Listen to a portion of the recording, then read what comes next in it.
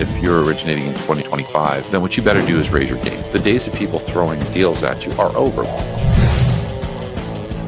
You don't have the ability to change in any business right now. You probably shouldn't be in the business you're in. People have always had to adapt. How long have you been adapting, Jeff? 36 years, 37 years. I'm on this podcast with man. That's awesome.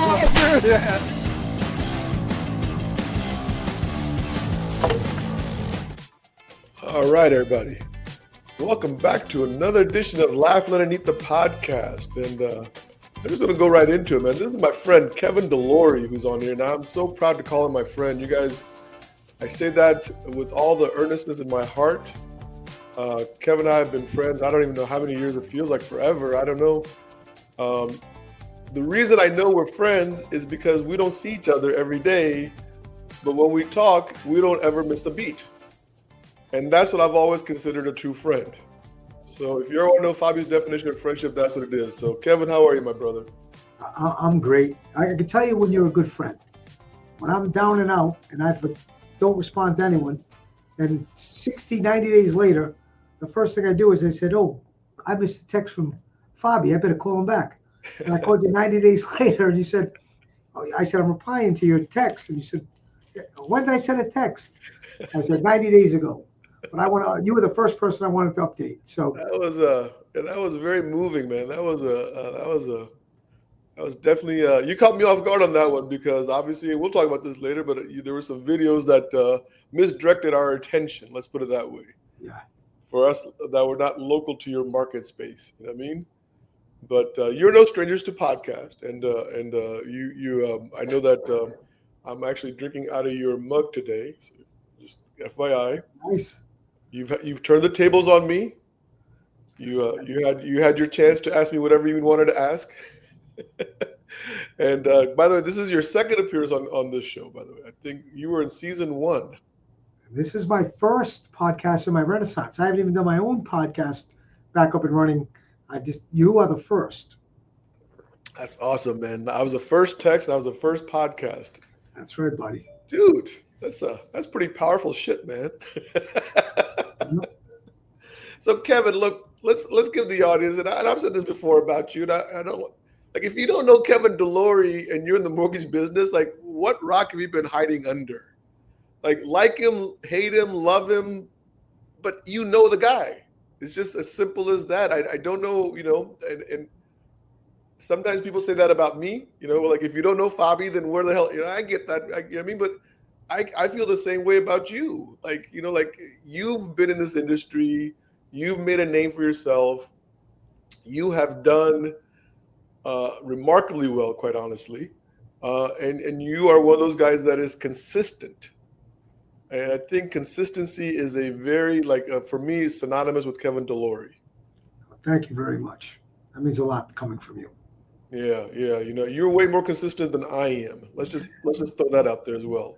That needs to be said also. But Kevin, look, obviously you've been through a health scare, and we're going to come to that later, right? I kind of told you what I want to talk about because the text that I sent Kevin that he was able to respond 9 days after I sent it was, I was inviting him to write a chapter in mine and Ginger Bell's Amazon best-selling book called Leadership Matters. And we had a very short list of authors, and Kevin was on that list. He was probably in the top 5 of the people that I thought of. And so I want to learn a little bit about and you know what? Maybe we'll write a second verse because there's been so much demand for this, a second one, that there may be just a second one coming anyway. So we'll talk about that. But leadership is important, Kevin, and you've been a leader for many years in the mortgage industry, right? So let's start with that. The foundation, if I was to say, Kevin, take your leadership and give me an analogy of what it is. How's that? Yeah, I'd say I boil it down. I call it the 3 Ps, right? And this is over the last 20 years. I've continued to concentrate on this every day. I think a lot of leaders, and I wouldn't call them leaders, managers, senior vice presidents, whatever their title is, because I think leaders is for a special type of person. And they believe in the 3 Ps, and their 3 Ps are position, pay, and power. Right? And that's what they concentrate on. And I think that's what makes me a great leader. But at the end of the day, when they strip it down, they only care about the money, the power, and the prestige or the title, whatever you want to call it.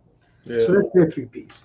I've always believed in my 3 Ps to be this at my core. Whether I'm on a podcast, whether I'm out there on the floor with my sales team, whether I'm in Atlanta with the whole executive team, and it's about people, problems, and profit. And when I say profit, it doesn't mean make as much money as we can. It's about doing the right things when no one's watching, about making smart decisions that keeps the company healthy. And when I say people, I get to know them, and I really, truly want to know them. And, when I'm talking to them, line level people, I do more listening than talking, because that's where the gold is. We're the bedrock, right? So before you get to the greatest, it's your senior vice presidents. There's good stuff there. But if you want the real gold, get down to the people and talk to them about their problems and show them that you care, and they'll run through a brick wall for you. Yeah. I have found that, because I never wanted to be a leader. I think we shared this last time I was on the call. I never wanted to be a leader. The meltdown happened, and I had 6 guys look at me and say, "What do we do next?" I said, "How do I know? I'm in the same position as you." I went home that day and said, "Obviously, they look at me as a leader. I got to take care of this." Yeah. So those 3 Ps have been with me forever. Yeah. If you're doing the other Ps and you want to know the secret to be really successful, you concentrate on the wrong Ps. Yeah. Here's what I think, and this is just a thought I wrote down while you were talking, right? When you talk about the first group, right, I think the 3 Ps are perceived power and prestige.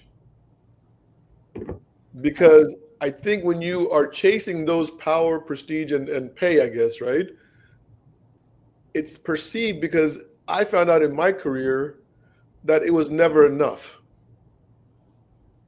There was always going to be another mountain to climb. There was always going to be something else. There was always going to be somebody more powerful than me. There was always somebody more prestigious than me. And I was looking for an outside solution to fix an inside problem. I love it. It's your right. When you discover that secret and you switch to those other Ps, the people, everything else just falls in place. Yeah. Everything, all those other Ps, you'll get it. You'll get it. It won't be power, it'll be influence. The pay will come. It's just because you're doing the right thing and you take care of people. And when you do that, they want to perform for you, which in turn is better for you. Yeah. That's really what, if you concentrate on the people, the problems, the profit, all the other stuff will happen for you. What leader motivated you, influenced you? Like, I know for me, and I make no bones about it, I got Mariano DeMarin, which we both know. I've quoted him in my book. You know what I mean? Rick Scott from Pacific Union, Gabe Gillen recently, and Joe Panabianco from Annie Mac. I mean, I know like this, like the back of my head. Right. You know what I mean? And obviously there's other people, but those are the ones mortgage related. The list is very long, but mortgage related, who were the leaders that inspired you, brother? I would say, Ray Busso. I think he was a big influence on my career. I think Eddie Perez has been great for me as far as challenging me more than anyone else has been willing to challenge me. To read, to learn more, to develop personally. At my age, as I said, I've been doing this for almost 30 years. What are you going to tell me? Yeah. You were still in high school when I was doing this. But something, it's amazing when you lean into it, listen. And I can't thank him enough for pushing me to do more, to learn more. And it's made me a better leader. There isn't a day goes by that I'm not either picking up a new book or listening to an audio book, something where I want to learn more.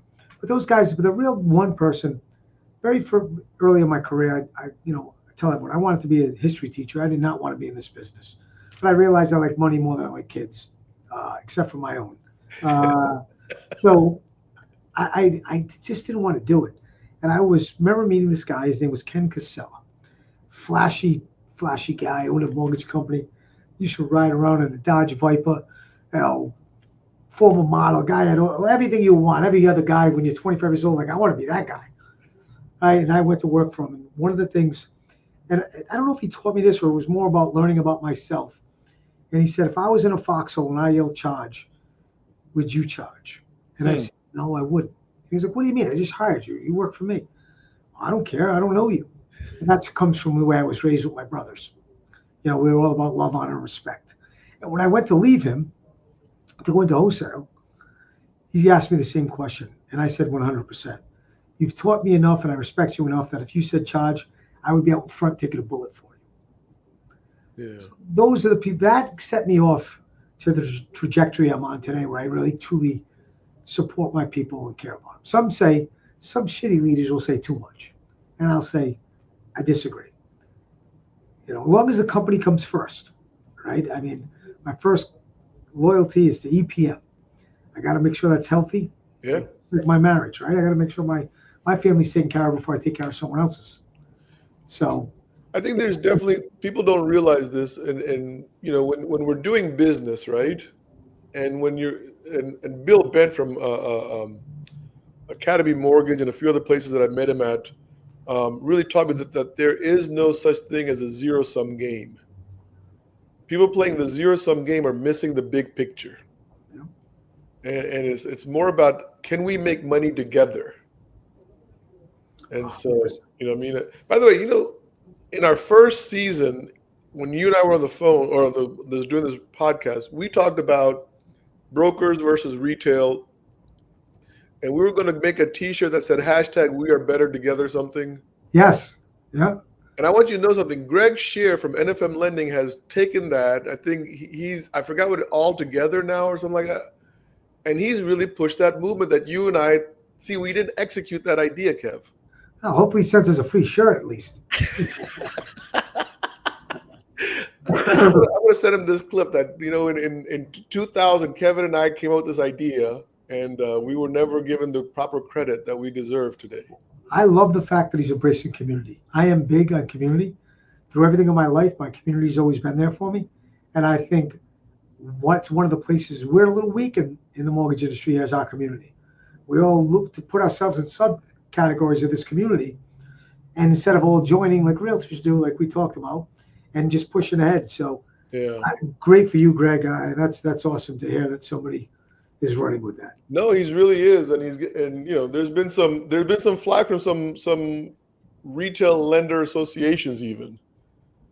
But at the end of the day, man, it's all one goal. And the way I've always described it is like some guy doing a loan, trying to make a paycheck for his family. Yeah.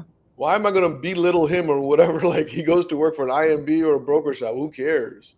I asked my team the other day. I said, does everyone remember what it was like to buy their first home? I remember it. I remember how, I'm in the industry. Even when I do it, the Streamline a few years back, like I just want to do it and be done with it. I don't want no anxiety. I don't want anything. My first one was tough. Anxiety every day, wondering what they're going to ask me for now. And I said, we have to remember at the end of the day, that's who's on the end of every transaction. So I'm going to ask you all to find a picture of your first house and put it on your desk. Not because, it's going to see how far you've come or whatever your story is. But just so when you look at it every day, you remind yourself what it felt like. And we're going to do everything in our power, even though we don't deal directly with the consumer, to make sure that broker is able to provide that consumer with the best experience possible. And I want to be on the end where they say, wow, what a great experience. I don't know, but geez, they ask for condition after condition. So I've asked all my people to do that, including myself. I have a picture of my crap. It's actually on my other laptop. I taped it to the top of it. And people are like, that's where you live? I'm like, first of all, there's nothing wrong with the house. Second of all, yes, that was my very first house. Yeah. I want to remind myself what it felt like. Funny thing is, my wife and I talk about this all the time. This is our fourth house that we're living in. And it's literally, I walked my dog past my very first house that we ever bought. So we're literally on the same street, but we're just on the other side of it. Right. So I haven't moved that far from my I see it every single week. I'm going to pass by one day or another. You know what I mean? I do it every day. I drive the ride to the office. I could go one way that's shorter, but I go by my old neighborhood where I grew up. Yeah, I don't want to forget where I come from and who I am. Absolutely, man. So listen, Kev, let's talk about what happened to you, I guess, about a year ago, huh? And let's dive into that a little bit, because obviously you were given a diagnosis on your cancer and you fought it. Congratulations on obviously what I don't know if you've been able to ring the bell or not, but if you have, that's great, right? We're close, not yet, but we're close. Yeah. So I mean, let's talk about that. I mean, tell the audience like what it felt like when you were given the from the doctor. Like, what is that moment like? You know, I documented this journey. We have a whole documentary we haven't released yet. It was August 15, 2023. I was in Atlanta to present to Power Brokers. We have flying a bunch of brokers, and we present to them leadership, just what we're talking about. And just how can they be better in the market? How can they, more aligned with their borrowers, blah, blah, blah. And the night before, I usually have a few drinks with them. I have a cigar, and I go to my room. I go to bed. And this particular night, I just couldn't sleep. I had a backache. And 5:30 in the morning, I said, I can't do this. But I can't show up. I can't show up either with no half-ass for them. They flew all the way across the country. That'd be disrespectful to them. So if there's something wrong with me, I better go get checked. And I went to Northside Hospital, which is right across the street in Atlanta from the Westin I stay at every time in the perimeter that I'm there. And they said, Mr. DeLory, we have some bad news. You have cancer. We need to move it right now. And first fear set it. I fear like I've never felt before. And I said, I can't do that here. My wife and daughter are in Providence, in Rhode Island. We live and work. And this tells you a lot about people. I call Eddie. It just, we happen to be recording in Power Brokers, and Eddie's talking to a group of brokers saying, hey, I better check on Kevin. This is not like him to not show up. He's always on time, blah, blah, blah, blah. And he's like, maybe something happened. No, he doesn't even know yet. And I had called him, and I said, hey, not good, man. But you want to know, like a brother, I've lost two of my brothers, but I gained one with Eddie. He said, I'm going to send a private jet right now. I want to take you from Atlanta right to your house. Your wife will pick you up, go right to the hospital, and do what you need to do. So I did, and I went through 20 rounds of chemo. And in November of 2023, I was told I was cancer-free, riding high, loving life. In January, I'm told, it's back. So this is after 20 rounds of chemo, and I documented every day of it. And I showed up for calls, no hair, getting my chemicals in me. And I'd be on my calls, and as long as it didn't bother you, it doesn't bother me. I'm good. Let's keep doing. Never miss a day of work. And I went in for surgery, and I'm going to remove it now. And I was in the hospital for 8 days. Lose a kidney. Nothing good happened. So still 70%. The first time was 98% chance to be cured. This time 70. 2 months later, I have my tumor markers are out of control. They say it was still beatable, still curable. We're going to do a stem cell transplant. What does that mean when it's out of control? Like, so my tumor markers just increase. So there's obviously something inside me that shouldn't be there. Yeah. And it went from, the normal, I think, is like 18 to 38 or something. And I'm at 1,322. So a positive mindset all the way through. I don't know any better. The way I was raised, the way I was brought up. When you throw the first punch, you don't sit around. I'm going to fight for my life. Cancer wants to win just as much as I do. Yeah. It's who's going to be tougher. Day before I go to my daughter's first communion, and I just didn't feel right. I said, to my wife and my friend, I said, I don't feel good about tomorrow. I got to go to the hospital, stop the stem cell process. Just don't feel right. And 3 days in, I have what they call tumor lysis. All the tumors explode in my body, and I end up becoming septic. Oh, wow. And I was intubated for 30 days, so I was out of this world for 30 days. Couldn't tell you what happened. Had a prolific dream. And then I woke up, I couldn't talk. I couldn't walk after 31 days being out. And that went on for about 2 weeks before I could start speaking again. That's got to be kind of weird, like to be like out, like I mean, I'm guessing. Does it feel like you just woke up from a sleep or something when you wake up? Like you don't know how long you've been out. Great question. I had no idea. I couldn't tell you how long. It wasn't until afterwards I said, "What is the date?" Like I know, like sometimes I fall asleep, and I have no intention of falling asleep. I'm like, "Whoa, I just fell asleep for like 45 minutes," but I had no intention of sleeping. Yeah, I had the craziest, most vivid dreams you could imagine. I was living my own life through these crazy dreams for 30. So it's a lot like Tony Soprano in that last season 6, right? Fabio, it was crazy. I mean, yeah. Things I can't even explain. I tell people they were so vivid and so real. It was just crazy. It does make you wonder, though, Kev.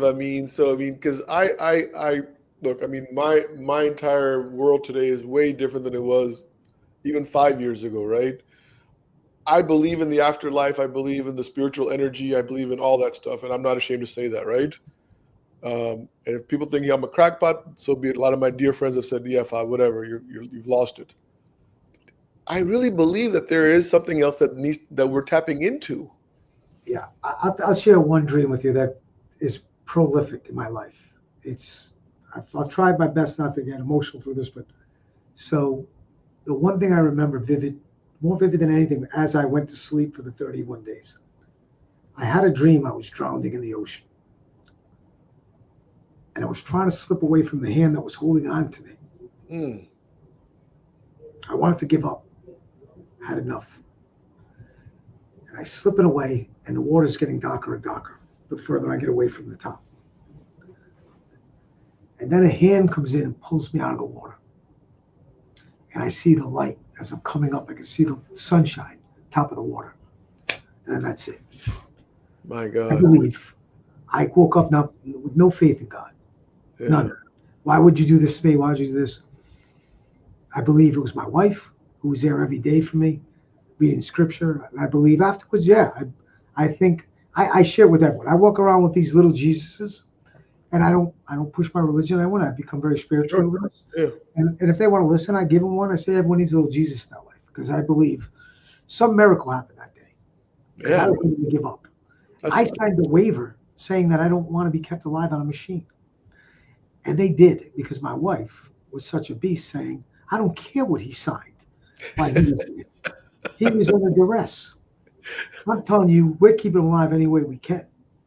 That's so awesome. You do what you have to do, but we're not giving up on him. That's awesome. Wow, that's powerful. Yeah, I mean, it was, so I woke up, again, here's where it taught me the best lesson of my life.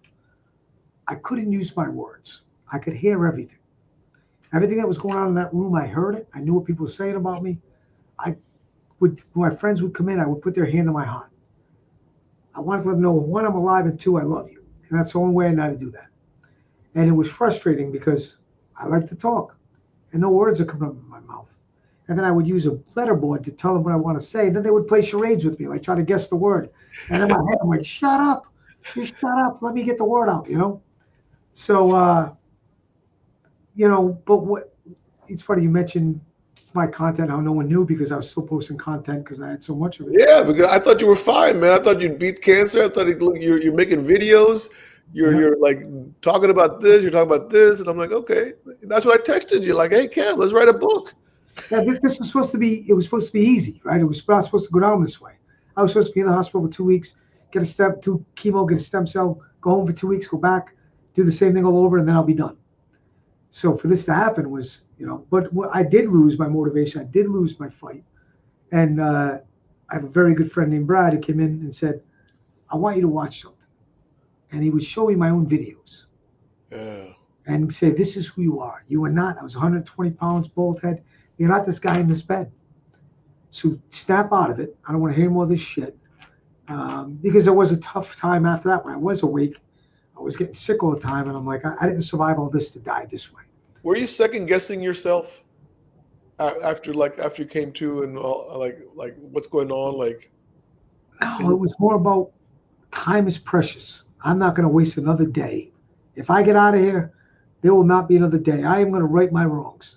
Yeah. The very first thing I called my wife when I could speak and said, I haven't been the best husband. I haven't been the best friend. I haven't been the best father. I've been consumed about work. Now, to be clear, too often as a host, I get guests to become emotional, and you just made me emotional.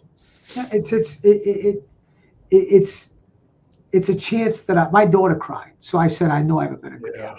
I put my success, and my success will always be important because it's what gives them all the to take care of their needs, to let them do what they want to do. And I made a promise that day, and I've never looked back. And it was probably the best promise I ever made. I'll be the best father, best husband, best friend. Time is precious, right? And we shouldn't spend it on the pettiness of life. We all do a little pettiness, but I think when you have these traumatic events like this, and you read my book, and those moments like I had, which were nowhere near yours, but still, you realize that life is just fleeting. And we need to savor every little minute, because Barry Habib said the greatest thing to me one day. I said, Barry, I can't manage my time. I wake up and blah, blah, blah.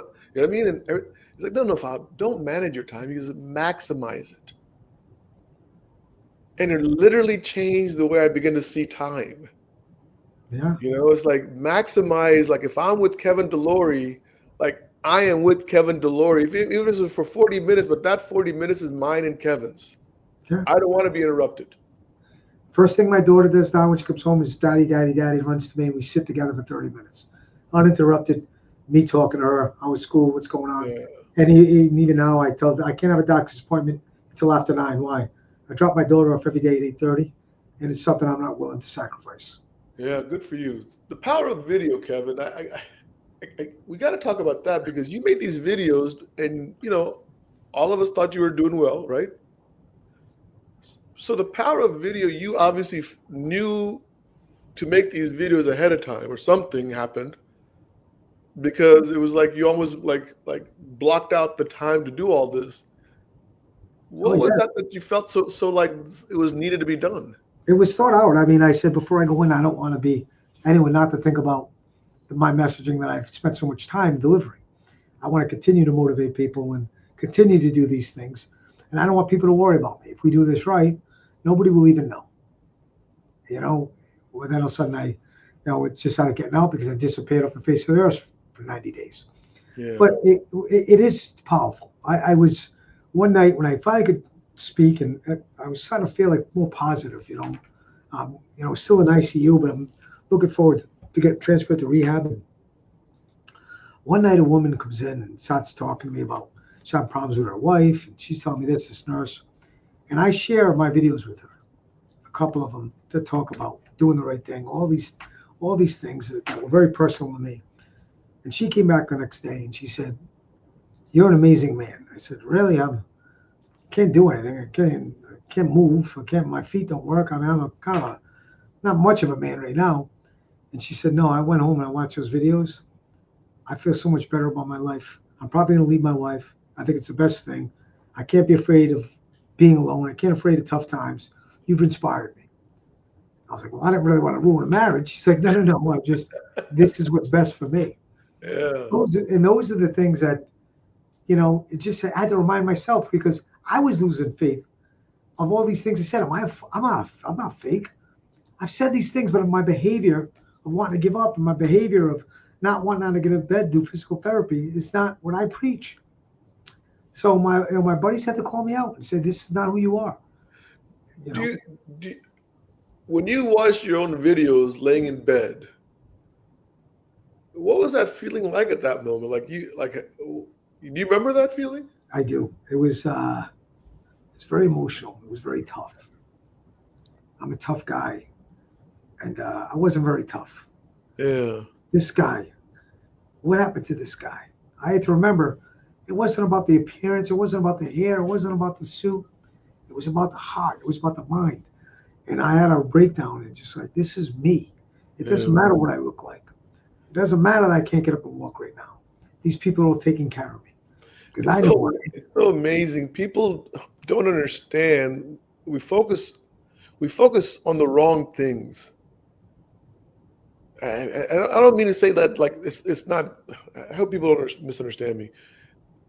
It's between the heart and the mind is where true success lies. 100%. Right? I mean, all the other stuff is just a byproduct of what goes on between those two organs. Yeah. And if they're not aligned properly, you can't do shit anyway. 100%. If I didn't have the attitude, I would have made it as far as I did to the stem cell. I just keep telling myself, I got this. There was a fight for my life, and I don't back down from any fights. I throw the first punch. That's why when one little hair fell out, I said, "Shave off my hair." I'm not giving it the ability to get me down and out. Yeah. I took away all the ability I could. This is one laying in bed, not being able to walk. They got What do me. you tell somebody that just found out they got cancer today? It's not a death sentence. It's not. It's you have to have the right mindset. If you let it beat you, it will beat you. Look, this is going on for almost 2 years now. I'm not going to let this thing beat me. I work out every day. My doctor, great example. I went to the doctor's office the other day and I met a new doctor and he said, "You're the guy?" I said, "What do you mean?" He said, "You're the guy that got hit by a car, backed over by a bus, ran over by a train, and this is you sitting there?" I said, "That's me." He said, "What's the secret?" I said, "It's up here." Yeah. No one's got a tougher mind than I do. And if I just keep telling my body that I got this, and now I add my faith on top of it, because I had lost my faith when I woke up, I'm unstoppable. And I'll beat this, and I'll beat it once and for all, and I'll ring that bell, and I'll fly to Philly and ring the Liberty Bell, for Christ's sakes. I got this. Nice. That's awesome, man. Well, I'm behind you, brother, on this, and 100%. I'm always, always moved by your stories. I got to talk to you about the market, man. I mean, we're here in February 25. It doesn't look as rosy as people were trying to get me to believe 2025 was going to be. I mean, it looks a little better. Look, let's get a little better, right? But it's not that survive till 25 bullshit that they were feeding me last year. Well, we were well positioned because Eddie wasn't a fan of that at all. He's been hammering our heads, and it's not changing. It's not going anytime soon. And when everyone's saying survive in 25, he's laughing. He's like, it's not happening. Yeah. We're all crazy. So we've been prepared through it all the way through. And it's another thing where your mindset will get you through it. You're willing to do, to your point you made earlier, I think it was Barry that told you, maximize your time. That's it. It's no truer than now, right? Because if I say, well, from 10 to 12, I'm going to make calls, and I just said this to people the other day, it might not work. You got to keep going. You're going to have bad days. But if you keep with it, and you have the good days. Like when I plan my projections, I plan good rates, bad. They say low rates, high rates. It doesn't matter. Like, what do you mean it doesn't matter? I don't believe in that. I believe if I keep doing the right things and keep pushing my team and keep leading by example, shoulder to shoulder with them, we'll continue to grow no matter what the market throws at us. Will it be as easy? Will it be as fun? It will be fun when it's over and we survive. It won't be fun doing it. And it won't be easy, but we'll be better for it when it's over. What do you think the reason that certain loan officers are still thriving? So here's an interesting thing. We just spent 2 days in Philadelphia. We do this thing called Discovery Day. We bring in candidates that want to look at joining homecomings and NEMAG and blah, blah, blah, right? And there was this guy that'd been in the business 5 years, maybe 4.5, 33-year-old kid, right? 33-year-old kid, man. Remember those days? Yeah. Just had his best year, did $42 million. Wow. Because he doesn't know. That's the beauty of it. He doesn't know any better, right? And that's what I love. I love hiring young people with no experience because they don't come, just like you just said, they don't know any better. Yeah. You gotta do what you have to do all day. Like, this is what the rates have been. Yeah. Right. It's like, this is what I need to do, whatever it is. That's why I tell people, you dictate your success, not the market. What are you willing to do? This episode, I got to tell you, when I walked into this episode with you, obviously I was excited, right? But I thought we were going to talk about your cancer. But I'm really walking away with this episode thinking mindset matters. 100%. I wouldn't be sitting here tonight. Yeah, this is what this episode's about, man. Like from the beginning to the end right now, this is about if you have the right mindset, you're not only going to survive, but you're going to thrive no matter what happens. Yeah. I believe that when I think back of the worst things that happened to me in this experience, it was when I didn't believe. It's when I went in that hospital on May 12th. I didn't believe things were going to be good. I let my mind wander for that one time. And what happened? The worst possible outcome happened. Yeah. And the minute that mind changed, everything changed. When I went to check in, I went to the best. They asked me at the end, "Do you want to go to ICU?" I said, "No." They said, "Well, let's be quiet." I said, No. You don't understand who I am. I want to be miserable. I want every day to want to get out of here worse than I did the day before. And I don't want to be in a pretty room overlooking the park. I want to be in this room with everything going on, people leaving, not in the best way. It's because I'm going to fight. And my mindset needs to be in that gladiator mode right now, and that's where I want to be. I get to my rehab, and the lady checks in. She turns to my wife. She said, "Can I talk to you for a minute?" She said, "I truly believe your husband was resurrected." Wow. Everything he'd been through. Wow. And I said, It's not that. It's my mind. My mind is back. Yeah. Every day they come in, you ready for rehab? You know it. Yeah. Let's go. Come on. Everything revolves around our 2 ears, man. In between our 2 ears. Whatever goes on between there is what happens outside. Yep. Only thing that changed is the thing that disappointed is my hair got curly instead of straight. It used to be straight. Your hair looks fine. Your hair looks. Look at mine. I got the same fucking problem you do. It came back curly. I'm 53 years old. I've been styling my hair the same way with one hand. Man. 53. We should be so blessed, man. Come on. True. But this last time I wasn't sure it was coming back this thick. I was getting nervous. It's all right. You look good anyway, man. Listen, we have come to the end here. This has been a very powerful episode for me, Kevin. I mean, I appreciate you coming on here, being so frank and being so honest to all of us. I want to end it right here. I don't really have much to say. I just want to make sure that you do well, that we write a book somehow, man. In the next, I mean, I know you probably got some projects going on, but I'd love to get you involved in a project like that, and we'll talk about that off air. How's that? I would tell anyone that wants to hear my full journey, my full speech, in June 4th to 6th, we're going to be out at the Mercedes-Benz Center. We're going all out this year. Tom Brady, Jordan Peterson, Janine Driver, Jesse Isler, and Kevin DeLory. And I'm going to share my my journey from beginning to end. When is that again? June 4th to the 6th in Atlanta. June 4th through the 6th in Atlanta, Georgia, and Mercedes Stadium. Yeah, I got Tom Brady, and then you got the Tom Brady of the mortgage industry. So 2 Bradys. Nice, man. Well, I bet you both New England fans, right? I hope so. You can still this. All right, brother. Hang tight. We're out of here, okay? You got it, buddy. Thank you.